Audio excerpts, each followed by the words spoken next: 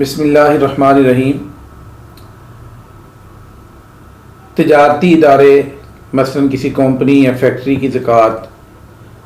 شمسی سال کے حساب سے دینا۔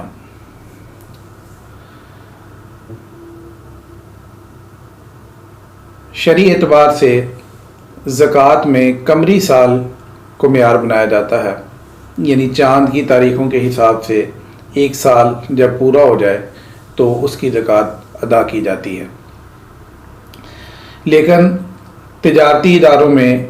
کاروباری اداروں میں، فیکٹریوں میں عام طور پر جون کے اندر اپنا سال کلوز کرتے ہیں اور اس میں حساب کتاب فائنل پورے سال کا کرتے ہیں۔ تو 2 دفعہ اگر کسی کے لیے پوری کلوزنگ کرنا اور حساب کتاب کرنا اگر دشوار ہے، یا سارے کام چونکہ ہمارے ملک میں اکثر شمسی سال کے اعتبار سے ہو رہے ہوتے ہیں،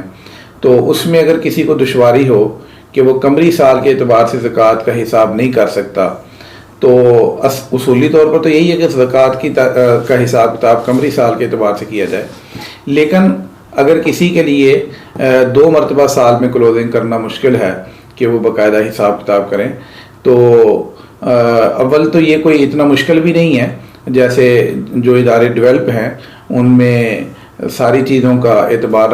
رکھا جاتا ہے اور ہر وقت میں یہ چیزیں تیار کی جا سکتی ہیں، لیکن پھر بھی بہرحال ایک کام ہے، تو اگر دشواری ہو تو شمسی سال کے حساب سے بھی زکوٰۃ کی ادائیگی کی جا سکتی ہے۔ البتہ اس میں ایک بات کا خیال رکھنا ہوگا کہ چونکہ قمری سال چھوٹا ہوتا ہے اور شمسی سال بڑا ہوتا ہے، تو اس میں عام طور پر زکوٰۃ جو ہے وہ 40واں حصہ جس کو ہم 2.5% کہہ دیتے ہیں، تو 2.50% زکوٰۃ ادا کرنے کے بجائے اگر آپ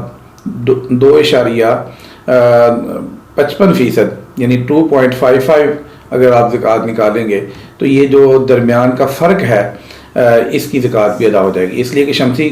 سال جو ہے وہ ذرا بڑا ہوتا ہے۔ تو اگر آپ اسی کو بنیاد بنا کر صرف 2.5% زکوٰۃ نکالیں گے تو کچھ دنوں کی زکوٰۃ آپ کی رہ جائے گی، اس لیے آپ نے اس کا اعتبار رکھنا ہے۔ اور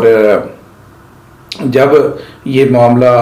حساب کتاب آپ کریں گے تو تھوڑی اضافی زکوٰۃ بلکہ 2.55 سے بھی اگر کچھ اضافی دے دیں تاکہ یقینی طور پر آپ کی پوری زکوٰۃ ادا ہو جائے تو یہ زیادہ بہتر صورت ہے۔